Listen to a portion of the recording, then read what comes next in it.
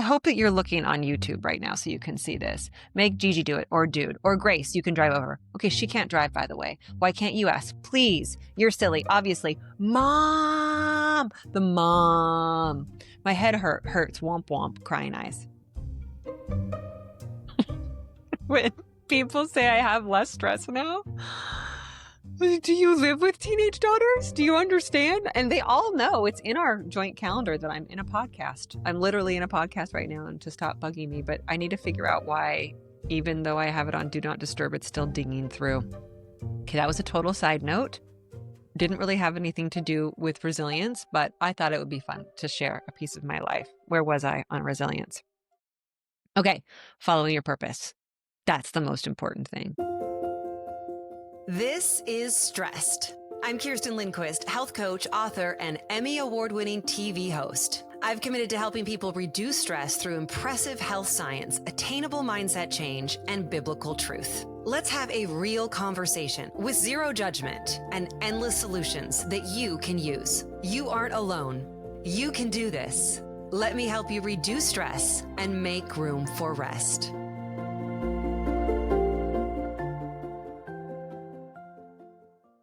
Hi, friends. I haven't done a solo episode in a while, and I'm really excited about this one because we're going to work these things out together. You've had the last 7-8 months to listen to experts and doctors talk about decreasing the bad stress, being able to hear the Lord more, increasing the quote unquote good stress in your life. And today I want to specifically dial in a little bit more on resilience. We've had a couple of people come on and talk about how necessary it is for you to build resilience. And the reason that I say I want to work this out together is because we process by talking things out, or there's power in taking pen to paper and processing everything. And as I go into the book writing process, because there is a book being created on this podcast, StRest, it's going to be from the same name, it's important for us to figure out how our relationship, even with the word stress, is defined. Because here's my fear. My fear is what I'm creating in talking to you about stress is you to have a negative look at the word stress. So when you go buy a book or go pass by a book and you see the word stress, or you hear a documentary and it's about stress, or your doctor talks to you about stress, automatically there's a response within your body that is negative because I can't have stress. I got to get rid of stress. Stress is scary. Kirsten's mom died from stress. Whatever it is that the connection you've made is. And I want us all to understand that's not entirely true.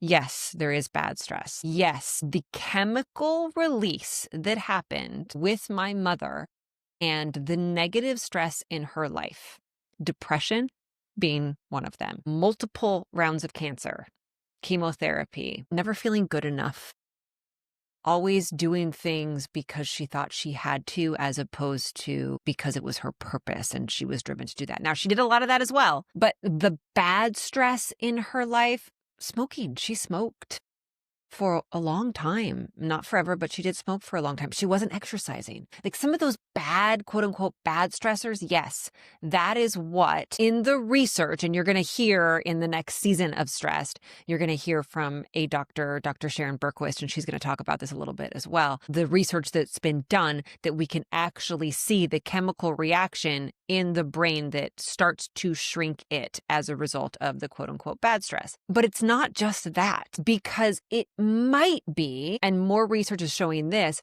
that it's just as detrimental to us to have no stress in our lives as it is to have an abundance of negative stress in our lives. So that's what I want to work out with us today and talk about resilience. Resilience is important because it helps you grow. So here's an example, weightlifting. When you lift weights, you're breaking down the muscle, but you're also building up the muscle. So you're literally shredding it and breaking it so that in the healing, in the resting, it actually becomes stronger. So it is a stress builder to bust stress. You see how the two go together? That's what resilience is. And I have a handful of them that I'll share with you that I think are important that you could probably bring into your life. But I want you to understand right away that not all stress is bad and that your relationship with stress should be one of, sure, I need to reduce some of the negative, but I also need to make sure that I'm thriving on the positive. So let's do a little bit of definition here. Stay with us. There's so much more to come. I'm super into the research right now when it comes to creatine and collagen. In fact, let's talk creatine for a second. And the one that I trust happens to be Ancient Nutrition. Research shows that women naturally have 70 to 80% lower creatine stores than men, which means we're ideal candidates for it. And collagen we know is important not only as a protein, but it's also great for joint health. And I've been feeling the joints a little bit more. I'm in my 40s. I have that cold shoulder women's 40 thing that there's a lot of different things we can do, but it's really important to pump up your collagen. So I'm doing the two together, collagen and creatine, and there's actually a new product from Ancient Nutrition that puts the two of those together. Creatine is one of the most clinically studied supplements, and it's a game changer for women's wellness. It supports cognitive health. That's what I love the most about it. Muscle endurance and recovery, and it helps you build long, lean muscles and strength while staying sharp.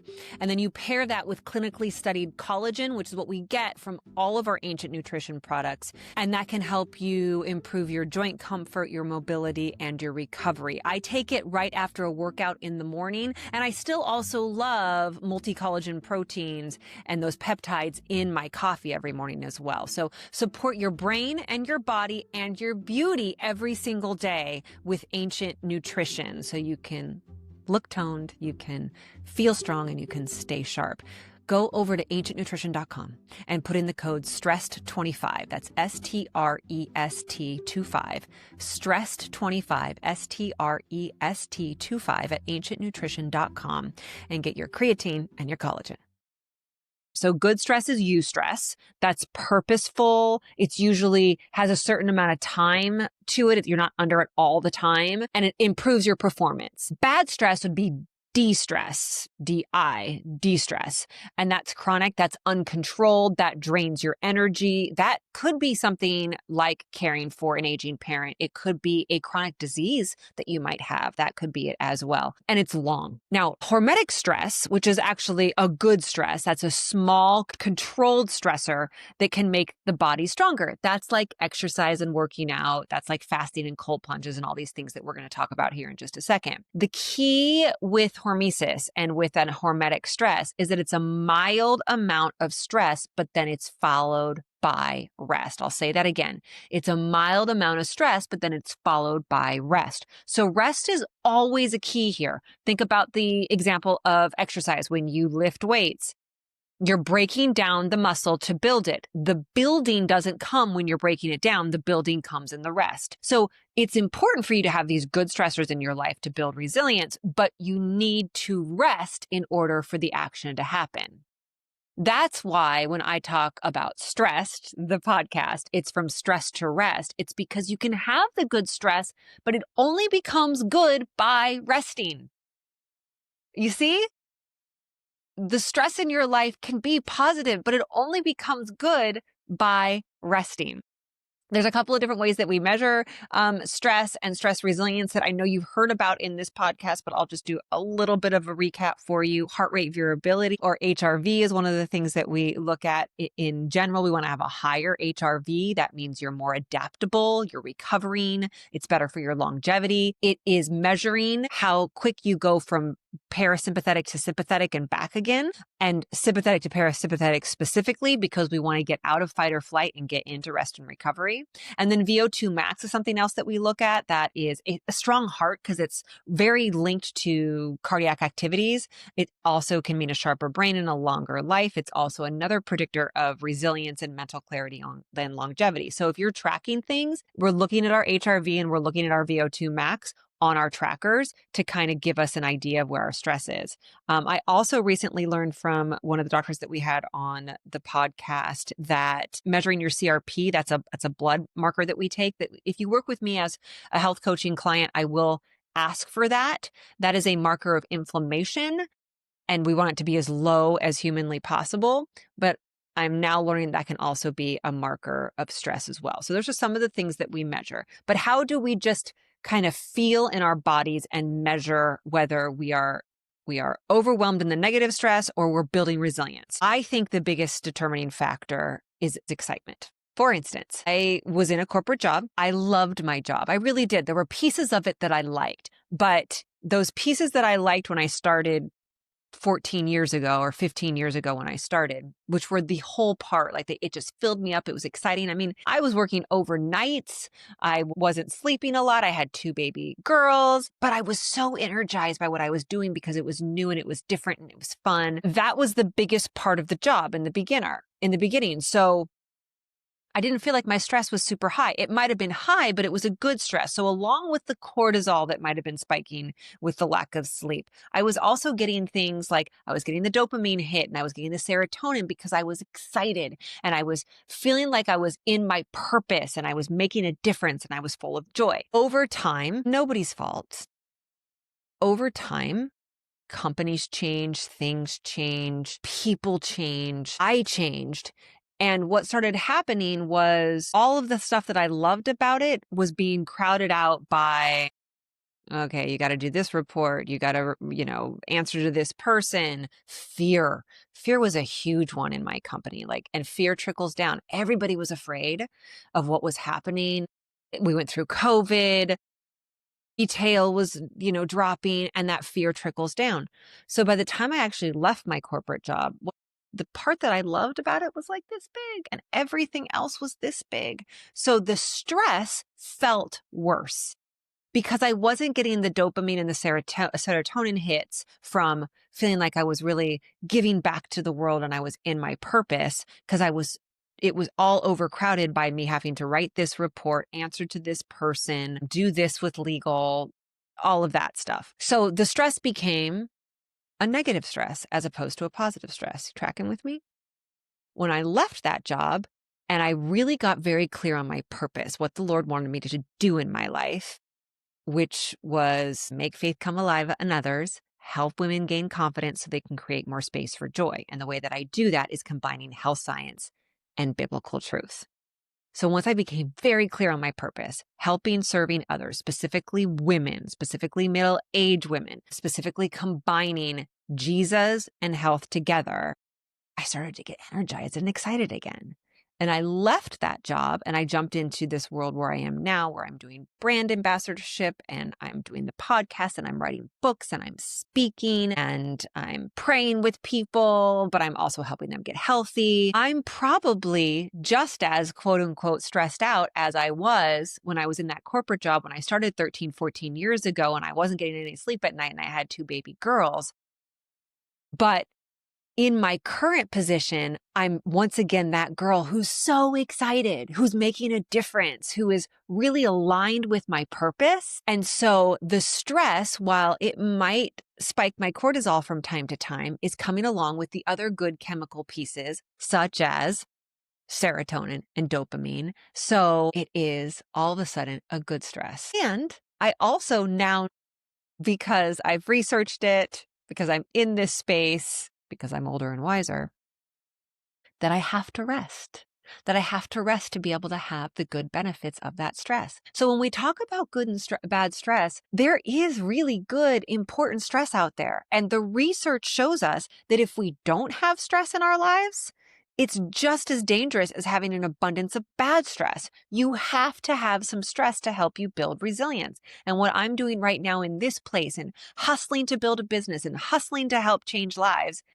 that is a good stress. Same thing when we were missionaries. We left and we moved to a third world country. We got rid of all the things that made our lives easy. We got rid of we sold our cars. We got rid of a paycheck.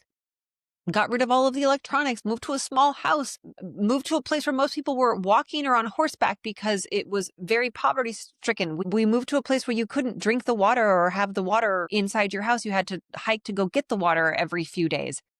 You would think that I would be more stressed out, but because I was in my purpose and I was serving other people and I was making faith come alive in others and helping women gain confidence so we can create more space for joy, and also men and also babies and everybody, it was a good stress. That's the difference. So one of the biggest pieces when it comes to resilience, if I could say, here's the number one thing that the stress that you have to have in your life in order for you to build resilience. And then in turn, if you listen to the doctors, protect yourself from chronic disease like obesity and diabetes and even Alzheimer's. It is purpose. You have to chase a purpose as hard as you possibly can. And that can be hard because following purpose can mean hard decisions. That can mean giving up a safe paycheck. The first one is always finances. It always goes to finances first because that's the biggest thing that I hear. I can't change my job, Kerstin. I have to pay the bills, but you can. That's where your faith comes in though, right?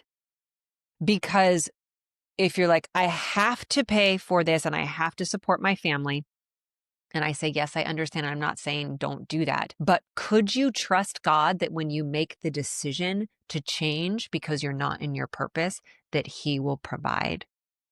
Even right now, as I sit here and I record this, it is August and I have been out of my corporate job for 6 months. I'm just now finally starting to see the income start to grow and get closer back to where I was before. It's still not there. I'm still not making as much money as I was in a corporate job, but I am abundantly richer in my life. I am so much happier and healthier. People say to me, oh, but it must be great to have all this free time.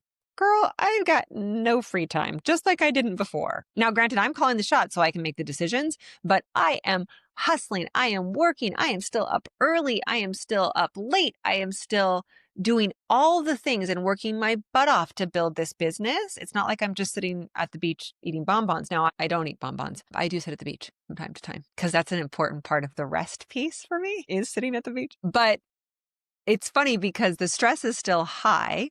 The income hasn't gotten there yet, but I am so trusting that it will. And that even if it never gets back to where it was, which let me tell you, it will, because the Lord provides. And I know that He is blessing this. Even if it didn't, it's still better.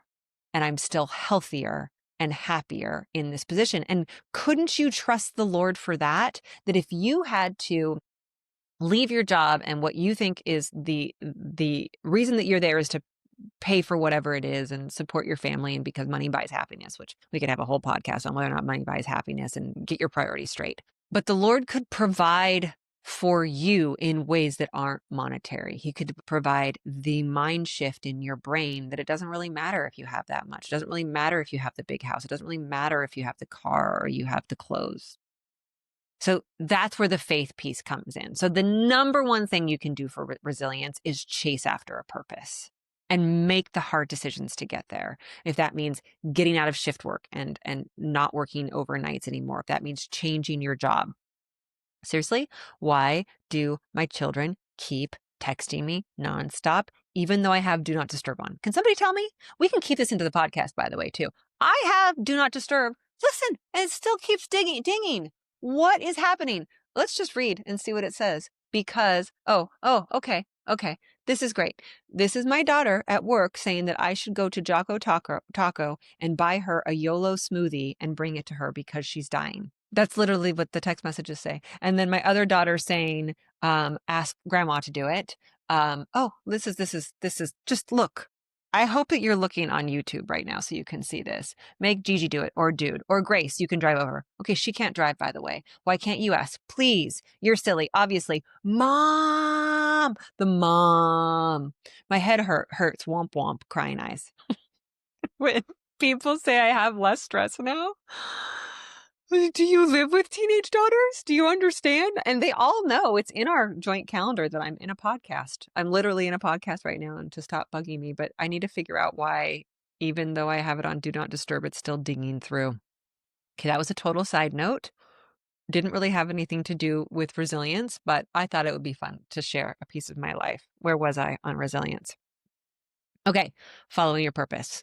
That's the most important thing, following hard after it, making the tough decisions to follow purpose, because those will be good stressors in your life that'll build up your brain, that'll give you the good chemical reactions, that'll help you with your longevity, as opposed to the stress that is negative and full of anger and depression and discontent. Those are the feelings that you might have in your stress that you know it's the bad stress. The good stress is, sure, it's stressful, but you also mostly are also feeling excited and are also feeling like you're on the verge of something and that you're in the right place and this is good and you want to work. I will tell you, it's the first time in many, many years where I've always said I wanted to quote unquote retire kind of early. Like I'm 47 now and I'd always thought around 57 or even 52. But what I'm doing now, I never have to stop ever. I love it that much. And we're actually called in the Bible to work. Retirement isn't a thing in the Bible, by the way. There is no such thing as retirement in the Bible. It comes to a point in our in lives, and I wish I could remember which passage it was. It might be in Timothy. If I find it, I will put it in the show notes or I'll email you all, where it is talked about that at a certain age, you stop working in the shops, but you continue to work for the Lord. So it's not that we have to work hard at whatever job it is for our entire lives, but we'd never stop giving back to the greater good. So I always thought, oh, I would retire and then I would serve. I would just serve. I would do more missionary work. I would volunteer, which is a great thing. But now that I'm doing this and I get to talk to you all the time and I get to research all the time and I get to write all the time, I don't feel like I'd ever really need to retire because I find rest in the work. If you can find rest in the work, that is a beautiful way to build resilience. So that's number one, is purpose. Following hard after a purpose. And that is a hard decision sometimes to make. And I'll give one more example. Maybe you're a caretaker for aging parents. And you say, I can't stop doing that because it's my parents. I have to help them. Yes, but here it is. You also have to have something that is yours that is following after your purpose. I don't think anybody's purpose in life, and I do purpose workshops, and please sign up for them, and we can debate this all day long if you want. Nobody's purpose in life, if you go through and you take your spiritual gifts test, it never says you're supposed to just take care of aging parents or take care of sick children your entire life. That is a piece of your servant's heart that you should do. We all are called to serve. Yes, do that. But you are a person who has dreams and desires and hopes that the Lord has put on your heart that you are also supposed to be following hard after. And you're not supposed to give up your entire life for another person in that manner. So yes, serve your aging parent, serve your special needs children, but you have to make the decision to ask for help, to delegate some of the stuff, whether it's the paperwork, whether it's the doctor's visits, whether it is the nighttime feedings, and whatever it might be, you have to delegate some of that so that you can have the rest piece, so that it can be positive stress, and so that you can still be following your purpose. Like maybe for you, you do love serving other people and you do love serving your aging father, but you probably like the piece that is spending time. Maybe it's feeding, maybe it's caring, it's actually being there with the person. But the other stuff, all the paperwork and the billing and the fighting with insurance and all of that, that's not filling you up. That's not a good stress for you. So that's where you have to make the decision to delegate it. And then I hear you. We don't have money for that. He doesn't have money for that. Okay. That again is where the hard decision making happens. That's where I say follow hard after your purpose, because that money part is God's responsibility. And you have to have faith that by choosing to follow your purpose and have space for your purpose as well as serving somebody else and delegating some of the other stuff so that you have some rest so that you can be healthy, that the Lord is going to provide. That's where, if you're in that situation, it builds resilience and it's a good stress. We'll be right back. Don't go away. It's just getting good. On Stress, we talk a lot about supporting the systems in your life that hold you up, your habits, your routines, sleep, but that also includes your feet. Remember that song we used to sing, knee bone connected to the hip bone? That's not right, but you know where I'm going with this, right? It's all connected and it starts with your feet. And if you're like me, you probably sacrificed comfort to style more times than you can count. I was able to join Revitalign when I worked at QVC to create really, really great shoes, flip-flops, sandals for you for many years. And now they are a sponsor of StRest. I love this brand. My entire family wears them. It's all about aligning your body from the ground up, literally, but also doing it with super cute styles. I wear them around the house, on long days of filming, even traveling, of course, down at the beach. And the difference is my body feels better at the end of the day. And that's what I want for you as well. Going into a new season, make sure you get yourself new good shoes. And we have a discount for you. Visit wacoshoecompany.com. That's WACO shoecompany.com and enter the code Kerstin, Kerstin 20 for 20% off everything from really cute wedges to boots to sneakers. Get out there and get your sneakers. That's Waco Shoe Company, WACO shoecompany.com and put in the code Kerstin 20, Kerstin 20. So you get 20% off and support yourself from the ground up. What are some other ways that you can build resilience? So exercise, we talked about a little bit. Weightlifting is one of them. So CDC guidelines are 150 minutes of moderate or 75 minutes of vigorous activity every single week, plus 2 days of strength training. CDC didn't always have strength training in there, but they do now, which is great. And it's very, very important. If you work with me in health coaching, strength training is one of the most important things that we talk about. 30 minutes a day of exercise can transform your body and your brain. You don't necessarily have to go to the gym for an hour or two a day. You just have to be smart about how you exercise. So I like to use vigorous intermittent lifestyle physical activity, or VILPA. That's something else you'll hear the CDC talking about. That is small bursts of high intensity exercise throughout the day. And 3 bursts or so a day is important. So that's 1 to 2 minutes of, going up and down the stairs, or jumping if you can jump, or a brisk walk, or running up a hill. Get your heart rate up. And that is actually linked to, if you do that a couple of times a day, 3 bursts, 1 to 2 minutes a day, is linked to a 40% lower risk of early death. Just by doing some jumping jacks for a minute, running up and down the stairs for a minute, 3 times a day. So adding in that VILPA is really, really important. The other thing I want you to add in all the time is NEAT, non-exercise activity thermogenesis. That's moving throughout the entire day. That's being a fidgeter. I should really be standing right now doing this podcast, which I'm praying on that. That's one on my vision board, is to have a new studio in which I can do standing, because I should be standing. Pace, park farther away, stretch. So you're doing your 30 minutes a day of your exercise. So maybe that's wake up in the morning and you go for a walk. That is doing 20 minutes of weightlifting.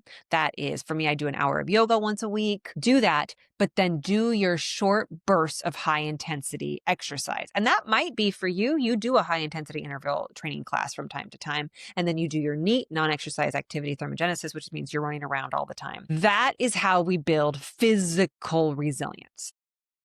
So you are, in some ways, breaking down your body and putting it through the paces and making your heart work harder to build resilience. So exercise is the best good stress that you can do. Everybody should be doing your good stress. Strength training is stress proofing because it helps preserve your muscle. It helps boost your metabolism. It helps strengthen your bones. It improves your balance, and it lowers your disease risk. All of that right there, you need to be doing strength training. Functional, joint safe, anything you can do. Rucking is another great way to get in your strength training while building resilience. Wear the weighted vest around. Wear it around the house. When you go for a walk, wear it. One of the things I do, I walk with a lot of people I'm sure you see on social media all the time. Alberti walks fast, so the first 2 loops around the park that we go to, I'll wear my ruck and then I'll put it down and give myself a break because it gets really hard with him because he's fast. When I walk with Leah or I walk with Melissa, I wear the vest the entire time because they're slower and it slows me down. Wear it at different times, but use that vest. And for strength training, other than rucking, distance bands work, but do heavy for you. So if 5 pounds are heavy for you right now, that's what you're going to use. But I want to see some progress, and you want to be able to just eke out 12 reps 3 times. Those last couple of reps, you feel like you're not going to be able to do it. That's where the real magic comes in breaking down the muscle to then build the muscle. But the thing is, the next day you got to rest. So you have to give yourself rest. Other things that are great resilience builders, but are also a stress on the body, yoga and stretching. That's going to calm the nervous system. It builds flexibility and it improves your response to stress because it helps you with your breathing. High intensity interval training and bursts of cardio, that's going to help with your VO₂ max and it's going to increase your HRV. It helps with stress hormones, also improves sleep and metabolic health. Those are another couple of great ones. Another example of it's a stress, but then you have to rest afterwards is fasting. So fasting is a stress on the body. That's why when you've listened to my fasting episodes in the past, when I was under a ton of emotional stress, like when my mom died and grief around that, I had to stop all of these things because I couldn't put my body under more stress because I was already under major emotional stress. So these are all stressors, even if they're good stressors. But if you're under too much emotional stress, like the loss of a loved one, then you want to back up on these. But with fasting, there's fast and feast. So after you fast, and I do love a good 21, 22-hour fast. I've yet to do, at the time of this recording, a 3-day fast, but I really want to. I really want to do a 3-day water fast. Dr. Tabitha Barber walks you through them, fasting, not only fasting how it works for your body, but also how it works for your faith. It is so, so important. I'll put a link to her program. If you're interested in fasting, I think it's the best fasting program to do. There's a 5-day jumpstart that is free, and then she does a 40-day program, which I highly, highly recommend. But fasting is a stress on the body because it then starts to kill the bad cells in your body, which is why it's used sometimes for chronic disease, which is why it's used in Alzheimer's protocol. It also sharpens your thinking and it improves your glucose regulation. If you're going to ask me what my favorite stress resilience builder or my favorite good stress is, totally fasting. But I'll follow it up by you have to take breaks. If you're going to do a 21-hour fast, the next day you have to feast. You have to have enough food, and not feasting like you're having all your preservatives and you're having sugar, and no, good quality whole foods from quality soil. It's always whole foods from quality soil. Speaking of which, another stressor on the body is plants. I call them killer plants. They're polyphenols. I know Dr. Gundry has talked about these a lot. Berries, green tea, dark chocolate.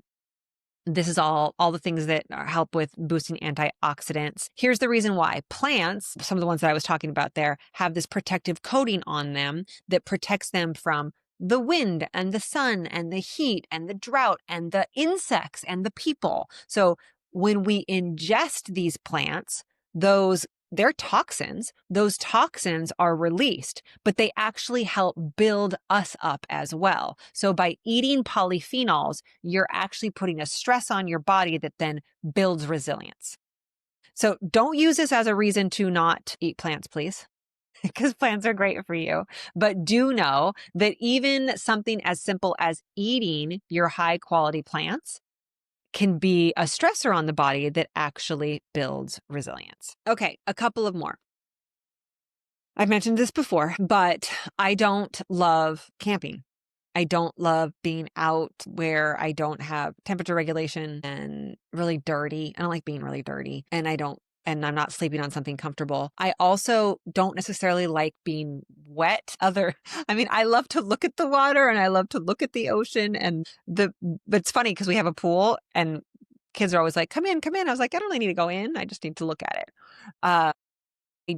But those things are super important to build resilience. So we have created this world that everything is easy. We have air condition, we have heat, we have clothes that keep us warm and cold and regulate our temperature, and we can always be right around the same temperature if we want to. We have light, and when you're camping, the lights go out and you go to sleep, right? We have light throughout our house all day and night if we want to. We have, when you're camping, you don't get to necessarily eat all night long because you don't have a refrigerator, you don't have something to cook over. Once the fire's out, you're done. Here, you can eat all night long if you want to because we have a refrigerator and we have a cupboard and we have packaged food. honestly, that could be good for 2 years without having a fire to warm it up. So we have made our lives really easy. And here's the interesting part about that is our goal was to have less stress in our lives. So these things like phones that help us manage everything, quote unquote, easily and connect with people and get emergency response when we need it, like the refrigerator, like electricity, all of those things were meant to make our lives easier, but they've actually made our lives more full of negative stress because we're not learning how to be resilient. We're becoming more and more fragile. Now we can't handle it if the temperature isn't exactly 70 degrees. Now we can't handle it if we can't eat all night or stay up working all night long. Now we can't handle it if we're outside and it rains and we get soaking wet. We just feel gross, or maybe that's still just me. I was watching Lost the other day and it was raining and I was like, and they're always wet in that show. I think I talked about this on a different podcast. Forgive me if I'm repeating, but they're always wet. And I always think, and by the way, I'm talking about Lost, the show that was out like 16 years ago. Yes, we're rewatching that with my children. I'm thinking, wow, that's so uncomfortable. But then the other day, I went for a run or a walk with Georgia and it started pouring. And I was like, you need to embrace this. This is resilience. This is your body experiencing the elements and it will help you build resilience. So I tried to change my view of it. Anyway, I digress. All of these things that we used to have to endure, we don't have to endure anymore. So we're not becoming resilient. So we need to build them back in. That's one of my arguments for keeping the thermostat where it is in the summer and not making it too cold, or even in the winter, not making it too warm and allowing ourselves to get a little bit of cold. But you know where I'm going with this. The two biggest ones that you can do, cold plunge and sauna. So sauna, 20 minutes a day is kind of where the magic is, but do it for as long as you can and as hot as you can. It boosts focus and energy. It lowers inflammation is what we're hearing, and it strengthens your mitochondria. There's some people out there and some doctors who will say that sauna is just as beneficial as exercise. I still say movement is the best medicine. So move first, but also do sauna. And then cold plunge is the other one. It lowers cortisol baseline. It improves your mood. It builds resilience. It teaches you how to breathe in extreme stressful situations, which helps you everywhere else. In fact, it's sometimes used for women, how to train them how to go into childbirth, because it helps you be able to breathe better. I did a whole episode on cold plunge. Go back and listen to it. I'll do more of them, I'm sure. But cold plunge is so important for you to help you build resilience. It helps get your brown fat going. It's been known to help with weight loss. In fact, some new research that I heard says that if you do a fast and at the end of your fast, you then go into cold plunge, what's happening is the cold makes your body go into your reserves to heat itself up. But if you are in a fasted state, you have less of those reserves. So it goes right into your fat and takes that. So people have been seen to lose weight a little bit quicker if they fast, cold plunge, and then break their fast. Again, always check with the doctor and always look into that research, but that was quite interesting to me as well. But cold plunge and sauna are two good forms of stress that can help you. All of this needs to be checked with what your body is meant to be doing. Everybody's bio-individual, and cold plunge and sauna might not work for you. Fasting might not work for you. High intensity interval training might not work for you. You might have a knee problem or hip problem. Every person is different. These are all just ideas and ways for you to bring in some good, quote unquote, good stress or build resilience in your life. Now, I think one that can work for everybody, or a couple that can work for everybody, eating plants, right? With the polyphenols. I also think the purpose piece of it, following hard after purpose, making the hard decisions to follow purpose above all, because we know that that helps build resilience in your life. The two biggest stressors in your life are work and relationships. So building resilience in those areas is really important. And we talked about the work piece just a little bit, but clarifying your why and your purpose is important. But also it can be a stressor in addressing relationships to go into therapy. My daughter always says therapy makes her cry. She doesn't want to go, but that's actually building her resilience. And crying is actually a good release. It helps release cortisol, so I encourage crying. But seeking therapy, coaching, spiritual direction, we have JR Mann. You can always check him out.